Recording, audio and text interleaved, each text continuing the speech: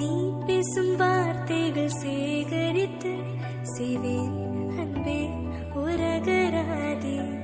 நீ தூங்கும் நேரத்தில் தூங்காமல் பார்ப்பேன் தினம் உன் தலை கோதி.